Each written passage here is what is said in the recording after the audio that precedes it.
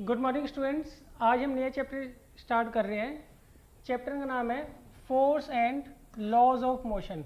इसमें हम फोर्स को पढ़ेंगे कि फोर्स क्या होती है, उसके इफेक्ट क्या होते हैं। साथ के साथ न्यूटन ने 3 लॉज दिए थे, उन्हें भी हम क्या करेंगे, डिस्कस करेंगे बारी बारी। देखिए सबसे पहले फोर्स की डेफिनेशन देख लीजिए। देखिए यहाँ पर एक आपको हैवी वेट दे रखा है, उसको ये पर्सन क्या कर रहा है, पुश कर रहा है, और इस वाले केस में उसी हैवी वेट को वो क्या कर रहा है, पुल कर रहा है। तो फोर्स होता क्या है, अ पुश और a pull on an object is called force. किसी भी ऑब्जेक्ट को आप पुश करो या पुल करो, उसे हम क्या बोलते हैं, फोर्स बोलते हैं। तो फोर्स क्या होता है, बेसिकली अ पुश और pull on an object is called force. Force क्या होता है, किसी भी ऑब्जेक्ट को जब हम पुल करते हैं या पुश करते हैं तो इसका मतलब हम उसके ऊपर फोर्स लगा रहे हैं।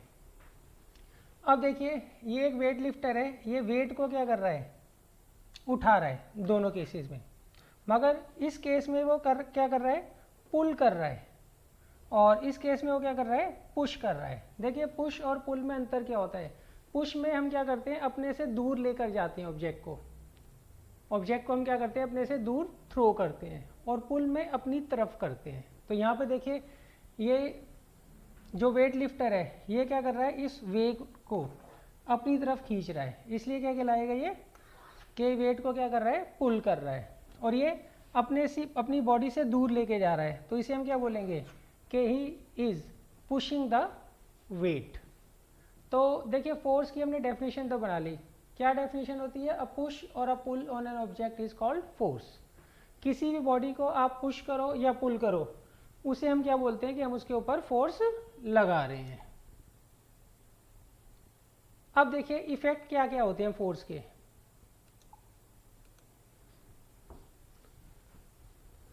देखिए फोर्स के इफेक्ट्स क्या क्या होते हैं। सबसे पहला होता है, a force can move a stationary object. जो फोर्स होती है वो स्टेशनरी ऑब्जेक्ट को क्या कर सकती है, मूव कर सकती है। मान लीजिए कोई ऑब्जेक्ट है, वो ग्राउंड पर रखा हुआ है, मैं उसे क्या करूँगा, उठाऊंगा और दूसरी जगह रख दूंगा। तो इस केस में हम क्या कर रहे हैं, उस ऑब्जेक्ट को क्या कर रहे हैं, मूव कर रहे हैं from one place to another by applying force. A force can stop a moving body. Force जो होती है वो किसी मूविंग बॉडी को रोक भी सकती है। मान लीजिए मैं कार लेकर जा रहा हूँ, जैसे ही मेरी डेस्टिनेशन आने वाली होगी तो मैं क्या करूँगा, धीरे धीरे उसकी स्पीड कम करूँगा और एंड में क्या करूँगा, ब्रेक लगा दूंगा। तो इस केस में मैं क्या कर रहा हूँ, जो ब्रेक लगा रहा हूँ वो एक तरह की क्या हो रही है, फोर्स अप्लाई हो रही है, किसके ऊपर, कार के ऊपर। उस कारण क्या होता है, वो कार चलते चलते क्या होती है, रुक जाती है। तो थर्ड है, a force can change the speed of a moving body. मान लीजिए मैं कार लेके जा रहा हूँ, उसकी स्पीड 40 किलोमीटर पर आ रहा है, मैं देखता हूँ कि रोड जो है क्लियर है, तो मैं क्या करूँगा, एक्सीलरेटर पर पैर रखूँगा और उसकी स्पीड क्या करूँगा, बढ़ा दूंगा। तो यहाँ पे जो मैं एक्सीलरेट कर रहा हूँ वो क्या है, एक तरह की फोर्स है, उससे कार की स्पीड क्या होगी, बढ़ जाएगी। तो आप ऐसे ही कम भी कर सकते हैं, स्पीड बढ़ा भी सकते हैं फोर्स लगाकर, स्पीड कम भी कर सकते हैं। अ force can change the direction of a moving body. देखिए मान लीजिए दो लोग बैडमिंटन खेल रहे हैं, तो उसमें क्या होगा, फर्स्ट पर्सन क्या करेगा, अपने से दूर मारेगा शटल को, और दूसरा भी क्या करेगा, अपने से दूर मारेगा। और इसमें क्या होता है, दोनों एक दूसरे के आमने सामने खड़े होते हैं जो बैडमिंटन खेलते हैं। तो उस केस में क्या होगा, दोनों के दोनों क्या करेंगे, अपने से दूर को क्या करेंगे, शटल को मारेंगे। तो इस केस में फोर्स अप्लाई करके वो क्या कर रहे हैं, शटल की डायरेक्शन चेंज कर रहे हैं। इसके अलावा मान लीजिए मैं कार में जा रहा हूँ, मुझे राइट की तरफ मुड़ना है, तो मैं क्या करूँगा, स्टीयरिंग घुमाऊंगा और कार को राइट की तरफ मोड़ दूंगा। तो इस केस में मैं फोर्स लगाकर क्या कर रहा हूँ, कार की डायरेक्शन चेंज कर रहा हूँ। इससे पहले वाले केस में जिसमें दो पर्सन बैडमिंटन खेल रहे थे, उसमें वो फोर्स लगा के क्या करते थे, शटल जो होती है उसकी डायरेक्शन क्या करते हैं, चेंज करते हैं। अ force can change the shape and size of a body. अगर आप किसी बॉडी के ऊपर फोर्स लगाते हैं तो उसकी हेल्प से आप उसकी शेप और साइज भी चेंज कर सकते हैं। मान लीजिए मैं फल वगैरह लेकर आया मार्केट से खाने के लिए, फिर नाइफ से मैं क्या करता हूँ, उसको कट करता हूँ, तो उस केस में क्या कर रहा हूँ, मैं उसकी शेप और साइज दोनों क्या कर रहा हूँ, चेंज कर रहा हूँ। तो देखिए फोर्स के इफेक्ट क्या क्या होते हैं, ये स्टेशनरी ऑब्जेक्ट को मूव कर सकता है, ये मूविंग ऑब्जेक्ट को स्टॉप कर सकता है, ये स्पीड चेंज कर सकता है मूविंग ऑब्जेक्ट की, कम भी कर सकता है ज़्यादा भी कर सकता है, और ये मूविंग ऑब्जेक्ट की डायरेक्शन भी चेंज कर सकता है। नेक्स्ट, इसके अलावा ये किसी बॉडी की शेप और साइज भी क्या कर सकता है, चेंज कर सकता है। तो ये सारे के सारे जो हैं इफ़ेक्ट हैं फोर्स के, ये मेन इफ़ेक्ट हैं जो कि फोर्स अप्लाई करने पे हमें देखिए नेक्स्ट टॉपिक है बैलेंस्ड एंड अनबैलेंस्ड फोर्सेस। सबसे पहले हम पढ़ते हैं बैलेंस फोर्सेस क्या होती हैं। If the resultant of all the forces acting on a body is zero, the forces are called balance forces. मान लीजिए एक ऑब्जेक्ट दे रखा है, उसके ऊपर कुछ फोर्सेस अप्लाई हो रही हैं और उनका नेट रिजल्टेंट क्या है, जीरो है, तो उस केस में हम क्या बोलेंगे, वो जो फोर्सेस उसके ऊपर लग रही हैं वो क्या है, बैलेंस फोर्सेस हैं। बैलेंस फोर्सेस के केस में क्या होता है, रिजल्टेंट जो होता है सारी की सारी फोर्सेस का जो किसी एक पर्टिकुलर बॉडी के ऊपर लग रही होती हैं वो क्या होता है, ज़ीरो होता है, वो क्या होता है, ज़ीरो होता है।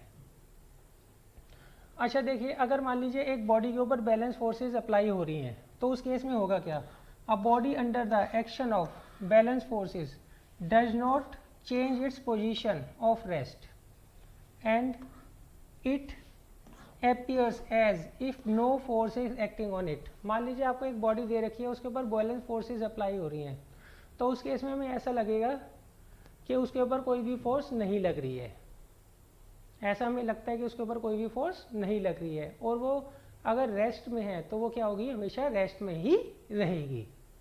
मान लीजिए आपको एक ऑब्जेक्ट दे रखा है, वो स्टेशनरी पोजीशन में है, वो रेस्ट पर है, तो जब उसके ऊपर बैलेंस फोर्सेस अप्लाई होंगी तो उस केस में क्या होगा, वो बिल्कुल भी मूव नहीं करेगा, और सेकंड हमें ऐसा लगेगा कि उसके ऊपर कोई भी फोर्स अप्लाई नहीं हो रही है।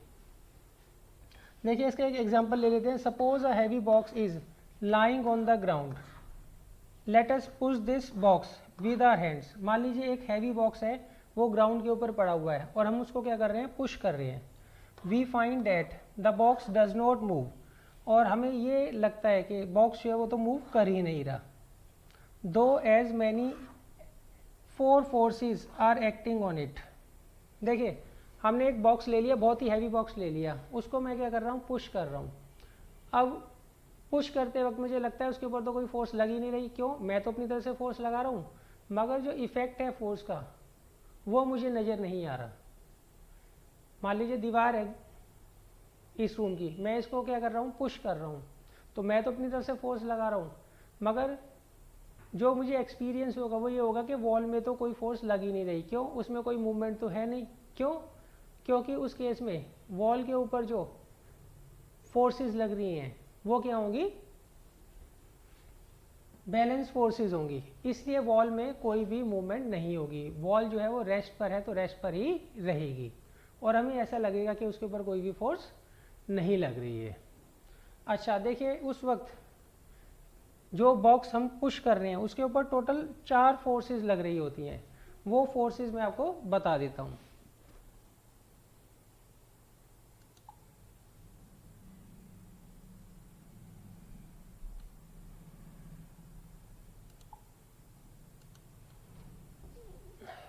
देखिए ये आपको बॉक्स दे रखा है जिसको कि मैं पुश कर रहा हूँ, मान लीजिए इस डायरेक्शन से मैं पुश कर रहा हूँ,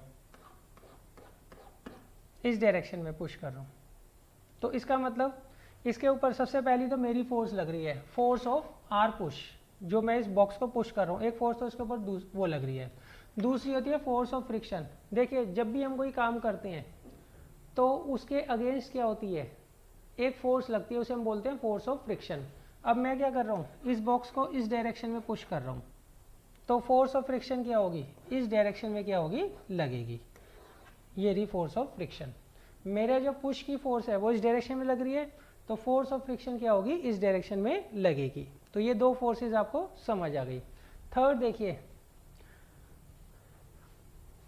हमारे ऊपर हमेशा एक फोर्स लग रही होती है, उसे हम बोलते हैं फोर्स ऑफ ग्रेविटी, उसे क्या बोलते हैं, फोर्स ऑफ ग्रेविटी। तो इसी तरह से ये जो बॉक्स है इसके ऊपर नीचे की तरफ एक फोर्स लग रही है, उसे बोलते हैं फोर्स ऑफ ग्रेविटी। अच्छा, उसके अगेंस्ट एक फोर्स ऑफ रिएक्शन भी लग रही होती है। ये आप न्यूटन के थर्ड लॉ में पढ़ेंगे। दोबारा समझ लीजिए, इसमें चार कौन सी फोर्सेज लग रही हैं। पहला, मैं इस डायरेक्शन में इसको क्या कर रहा हूँ, पुश कर रहा हूँ, और मेरे अगेंस्ट एक फोर्स लग रही है, उसे बोलते हैं फोर्स ऑफ फ्रिक्शन। जब भी हम कोई फोर्स लगाते हैं तो उसके अगेंस्ट एक फ्रिक्शनल फोर्स अपने आप ही डेवलप हो जाती है, वो उसको क्या करती है, अपोज करती है। थर्ड फोर्स इसमें नीचे की तरफ लग रही है। इस केस में बॉक्स के ऊपर ग्रेविटेशन फोर्स भी लग रही है, और ग्रेविटेशन फोर्स के अगेंस्ट एक फोर्स लगती है, उसे बोलते हैं फोर्स ऑफ रिएक्शन। अब देखिए होगा क्या, ये वाली जो फोर्स है और ये वाली जो फोर्स है, ये आपस में क्या होंगी, कैंसिल आउट हो जाएंगी। ये आपस में क्या होंगी, कैंसिल आउट हो जाएंगी। क्लियर है। पहले तो ये समझ लीजिए कौन कौन सी फोर्स लग रही है। पहला लग रहा है फोर्स ऑफ फ्रिक्शन, दूसरी लग रही है पहली force of our push, second force of friction, third force of gravity. देखिए कोई भी ऑब्जेक्ट है उसके ऊपर फोर्स ऑफ ग्रेविटी हमेशा लगती है, और वो उसको हमेशा क्या करती है, नीचे की तरफ खींचती है। मान लीजिए मार्कर है, मैं इसको ऊपर की तरफ उछालूंगा तो फोर्स ऑफ ग्रेविटी क्या करेगी, इसको नीचे की तरफ खींच लेगी। तो वही जो फोर्स ऑफ ग्रेविटी है वो इस बॉक्स के ऊपर भी लग रही है। इसके अगेंस्ट एक फोर्स लग रही है, उसे बोलते हैं force of reaction. Force of reaction अभी आपको मे बी ना समझ आए, जब आप न्यूटन का थर्ड लॉ पढ़ेंगे तब आप उसको समझ पाएंगे। तो इस केस में क्या होगा, ये वाली जो फोर्स है वो क्या होगी, इससे कैंसिल हो जाएगी। ये वाली फोर्स क्या होगी, इससे कैंसिल हो जाएगी। अब देखिए, अब हमें ये देखना है फोर्स ऑफ पुश और फोर्स ऑफ फ्रिक्शन का क्या हुआ, ये हम देख लेते हैं।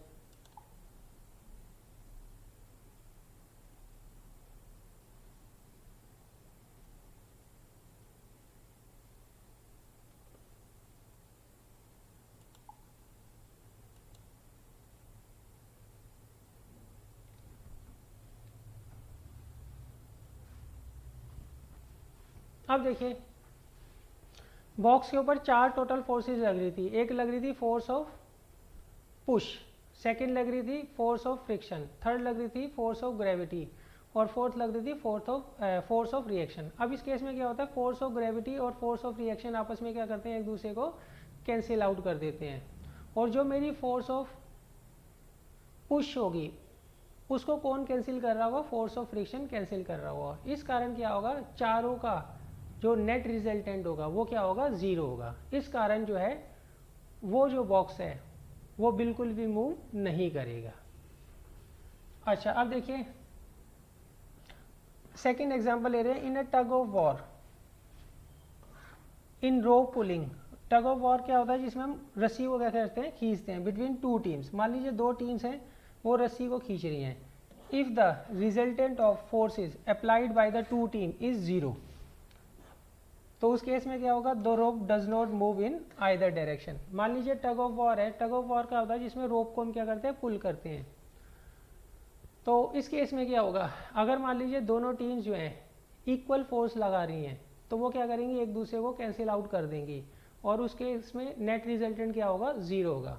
और इन डेट केस रोप जो है वो बिल्कुल भी जो है इधर उधर नहीं जाएगी, वो जहाँ पर जिस तरह से स्टेशनरी है वैसे ही रहेगी। क्यों, इसमें दोनों टीम्स क्या कर रही हैं, इक्वल फोर्सेस लगा रही हैं, तो उनका जो नेट रिजल्टेंट होगा वो क्या होगा, जीरो होगा। इसलिए रोप में कोई भी मूवमेंट नहीं होगी।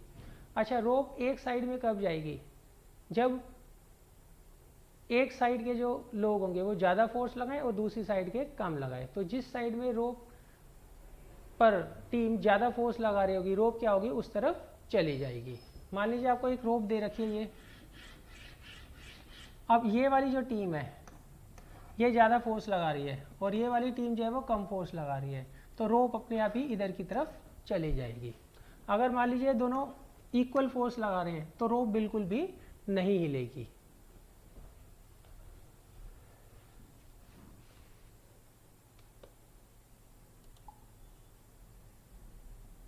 ये आपको टग ऑफ वॉर का एग्जांपल दे रखा है।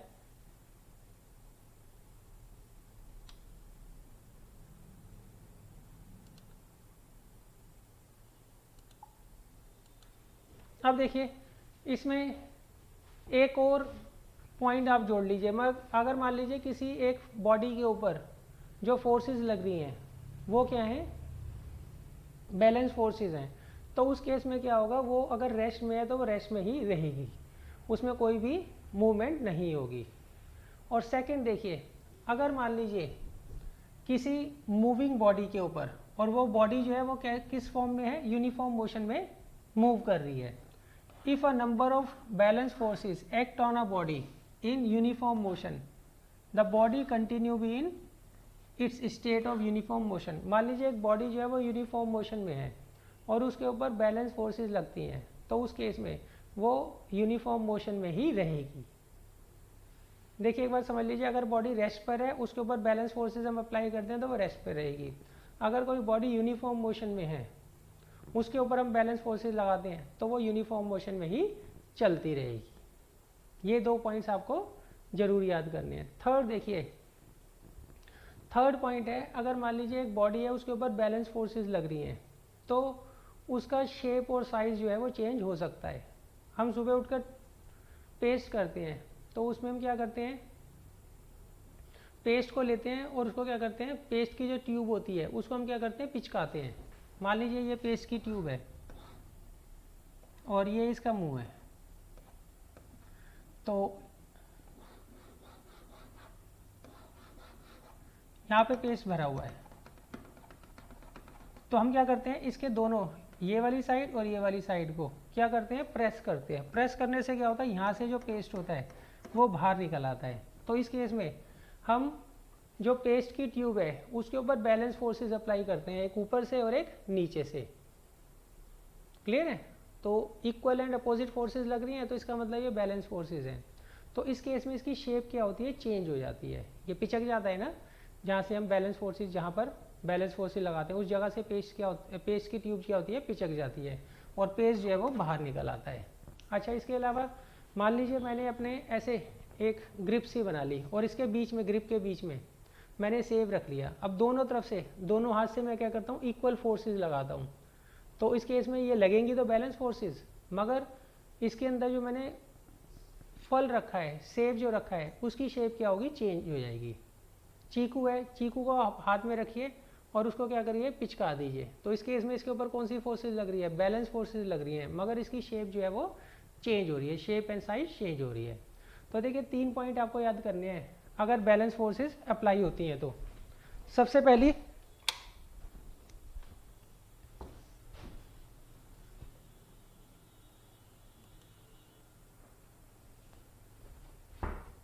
देखिए सबसे पहला पॉइंट है, अगर मान लीजिए बैलेंस फोर्सेस किसी बॉडी एट रेस्ट पर अप्लाई होंगी तो वो बॉडी रेस्ट पर ही रहेगी। दूसरा, अगर कोई बॉडी यूनिफॉर्म मोशन में है, उसके ऊपर आप बैलेंस फोर्सेस लगाओगे तो वो यूनिफॉर्म मोशन में ही रहेगी। तीसरा, अगर हम किसी बॉडी के ऊपर बैलेंस फोर्सेस लगाते हैं तो उसका शेप एंड साइज चेंज हो सकता है। तो ये 3 पॉइंट्स आपको क्या करने हैं, याद करने हैं। अब देखिए यहाँ पे हम क्या कर रहे हैं, बलून हमने पकड़ा हुआ अपने दोनों हाथों में और फिर हम क्या कर रहे हैं, उसको प्रेस कर रहे हैं। तो इसमें जो हम फोर्स इसके ऊपर लगा रहे हैं वो बैलेंस फोर्सेस हैं, मगर इससे बलून की जो शेप है वो क्या हो रहा है, चेंज हो रही है। अब सेकंड टॉपिक है हमारा अनबैलेंस फोर्सेस।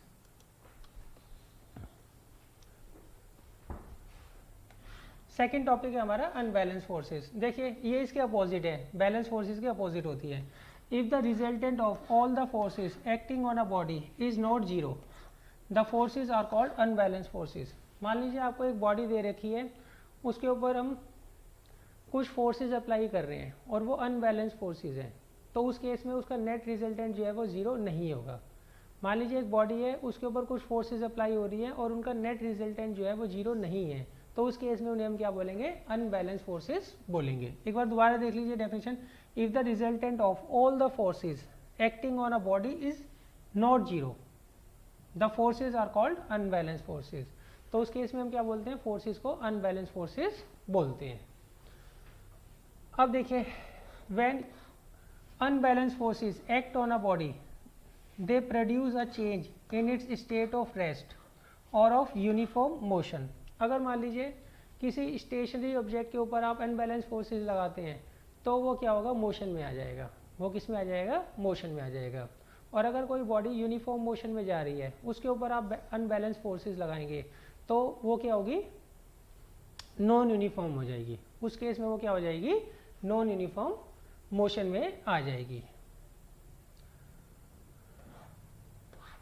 अच्छा देखिए इसका मतलब क्या हुआ, बैलेंस फोर्सेस जो होती हैं वो स्टेशनरी ऑब्जेक्ट को क्या कर सकती है, मूव कर सकती हैं।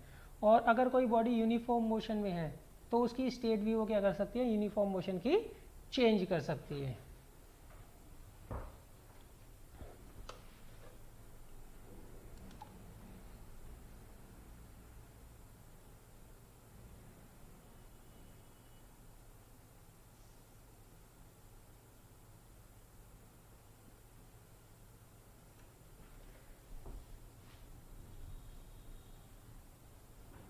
देखिए आपको यहाँ पे एक टॉय कार का एग्जांपल दे रखा है।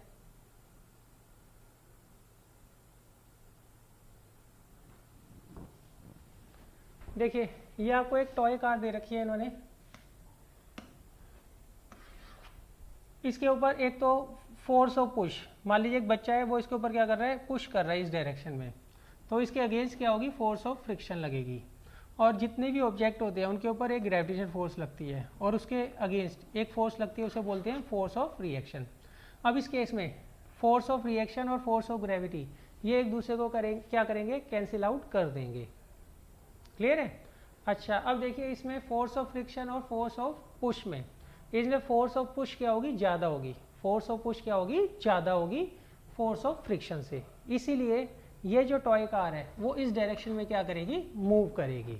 और ये जो चारों की चारों फोर्सेस हैं इसके ऊपर जो अप्लाई हो रही है वो क्या कहलाएंगी, अनबैलेंस फोर्सेस कहलाएंगी। सबसे पहले देखिए इस टॉय कार पे कौन कौन सी फोर्सेस लग रही हैं। एक तो फोर्स ऑफ पुश, जो बच्चा इसको पुश कर रहा है। दूसरा फोर्स ऑफ फ्रिक्शन, कभी भी आप कोई काम करते हैं तो उसके अगेंस्ट एक फोर्स ऑफ फ्रिक्शन जरूर लगती है। थर्ड फोर्स ऑफ ग्रेविटी, और fourth force of reaction. Force of gravity और फोर्स ऑफ रिएक्शन क्या करेंगे, आपस में एक दूसरे को कैंसिल आउट कर देंगे।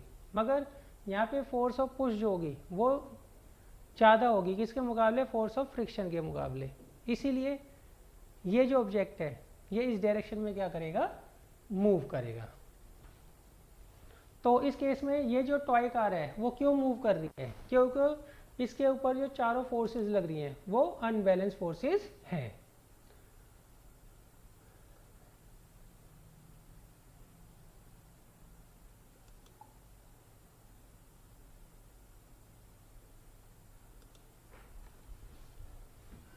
अब देखिए इंपॉर्टेंट पॉइंट, ये पहले मैं डिस्कस कर चुका हूँ। Unbalance forces acting on a body change its speed और direction of motion. The reverse of this is also true. That is, if the speed or direction of a motion of a body changes, then some unbalanced forces is acting on it. देखिए जब भी किसी body के ऊपर unbalance forces क्या करती हैं, act करती हैं, तो उसकी स्पीड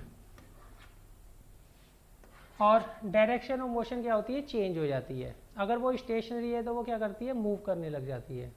अब अगर मान लीजिए मैं इसका उल्टा मानूँ, मान लीजिए एक बॉडी है वो रेस्ट पर है, वो मूव करने लग गई, या एक बॉडी जो है उसकी स्पीड जो है वो चेंज हो गई, स्पीड क्या है उसकी चेंज हो गई, या उसकी जो डायरेक्शन ऑफ मोशन है वो चेंज हो गई, तो इसका मतलब क्या हुआ, उसके ऊपर जरूर ना जरूर कोई अनबैलेंस फोर्स लग रही होगी।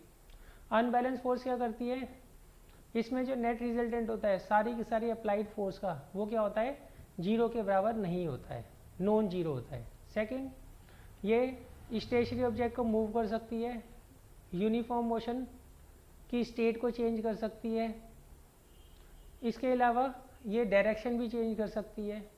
अब अगर मान लीजिए इसका रिवर्स मान लूँ, एक बॉडी है वो रेस्ट पर है, वो एकदम से मूव करने लग गई, या एक बॉडी जो है चलते चलते रुक गई, या एक बॉडी यूनिफॉर्म मोशन में थी और वो उसकी यूनिफॉर्म मोशन की स्टेट चेंज हो गई, तो इसका मतलब क्या होगा, उसके ऊपर जरूर ना जरूर जो फोर्सेस लग रही हैं वो क्या है, अनबैलेंस फोर्सेस होंगी। अच्छा अब देखिए लास्ट पॉइंट, जितनी भी अनबैलेंस फोर्सेस होती हैं ये कभी भी शेप और साइज चेंज नहीं करती हैं। शेप और साइज कौन चेंज करेगा, वो करेंगी बैलेंस फोर्सेस। शेप और साइज कौन चेंज करता है, बैलेंस फोर्सेस चेंज करती है। अनबैलेंस फोर्सेस जो होती हैं शेप और साइज को चेंज नहीं करती हैं।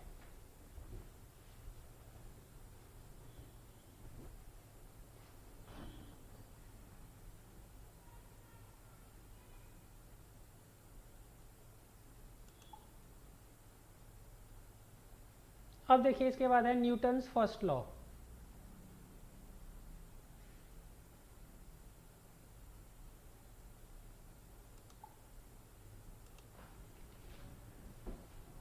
देखिए न्यूटन ने 3 लॉ दिए थे, तो अभी हमें क्या करना है, सबसे पहले फर्स्ट लॉ करना है न्यूटन का, फर्स्ट लॉ ऑफ मोशन। देखिए फर्स्ट लॉ ऑफ मोशन करने से पहले एक टर्म है इनर्शिया, वो आप समझ लीजिए। इनर्शिया क्या होता है, इनर्शिया क्या होता है ये समझ लीजिए। देखिए ऐसा होता है, हर बॉडी की एक टेंडेंसी होती है कि वो अपने अंदर आने वाले चेंजेस को क्या करता है, रोकता है। उसी को हम क्या बोलते हैं, इनर्शिया बोलते हैं। उसी को क्या बोलते हैं हम, इनर्शिया बोलते हैं। The tendency of a body to remain at rest और if moving to continue moving in a straight line is called inertia. देखिए ऐसा होता है, हर बॉडी की एक टेंडेंसी होती है कि वो अपनी स्टेट को चेंज नहीं होने देता। अगर वो मान लीजिए रेस्ट पर है तो वो रेस्ट पे रहने की कोशिश करता है, और अगर वो मान लीजिए यूनिफॉर्म मोशन में स्ट्रेट लाइन में मूव कर रहा है तो उसी तरीके से वो क्या करता है, मूव करने की कोशिश करता है, जब तक कि उसके ऊपर कोई एक्सटर्नल फोर्स नहीं लगती। तो इसी टेंडेंसी को हम क्या बोलते हैं, इनर्शिया बोलते हैं। अब देखिए हमारे यहाँ पे मास का मतलब ही क्या होता है, इनर्शिया होता है। Mass is a measure of the inertia of a body. Mass जो होता है वो इनर्शिया को मेजर करने के लिए काम आता है। मान लीजिए एक हाथी है और एक कुत्ता है, तो उसमें कुत्ते का जो डॉग जो होगा उसका वेट क्या होगा, कम होगा, और हाथी जो एलिफेंट है उसका वेट क्या होगा, ज़्यादा होगा। तो इसमें एलिफेंट में जो है इनर्शिया ज़्यादा होगा, और जो डॉग है उसमें इनर्शिया क्या होगा, कम होगा। मान लीजिए रोड के बीच में आकर दोनों बैठ जाएं, एक डॉग बैठ जाए और एक एलिफेंट बैठ जाए, तो आप किसको आसानी से हटा सकते हैं, डॉग को हटा सकते हैं, कि उसका मास कम है। मास कम है तो इनर्शिया भी कम है। इनर्शिया कम है तो इसका मतलब वो अपने अंदर होने वाले चेंजेस को क्या कर सकता है, नहीं रोक पाता। दूसरी तरफ जो है एलिफेंट है, उसका मास ज़्यादा है, मास ज़्यादा है तो उसका इनर्शिया ज़्यादा है, इनर्शिया ज़्यादा है तो उसके अंदर जो है ज़्यादा टेंडेंसी होगी अपने अंदर आने वाले चेंजेस को रोकने में, जब उसके ऊपर कोई एक्सटर्नल फोर्स लगती है। तो हमारे केस में क्या होगा, जिसका जितना ज़्यादा मास है उसमें उतना ज़्यादा इनर्शिया है। मान लीजिए एक बच्चा 100 किलो का है, एक बच्चा 40 किलो का है, तो 100 किलो वाले में ज़्यादा इनर्शिया होगा, 40 किलो वाले में इनर्शिया कम होगा। तो हमें क्या करना है, इनर्शिया को इन टर्म्स ऑफ मास क्या करना है, मेज़र करना है। अब देखिए मान लीजिए आपको एक बॉडी दे रखी है, उसका मास दे रखा है 1 kg, और दूसरी बॉडी दे रखी है उसका मास दे रखा है 20 kg। तो जो 20 kg वाली बॉडी होगी उसका इनर्शिया ज़्यादा होगा किसके मुकाबले, 1 किलोग्राम 1 kg वाले बॉडी के। तो हमारे यहाँ पे इनर्शिया का मतलब क्या हो गया, मास।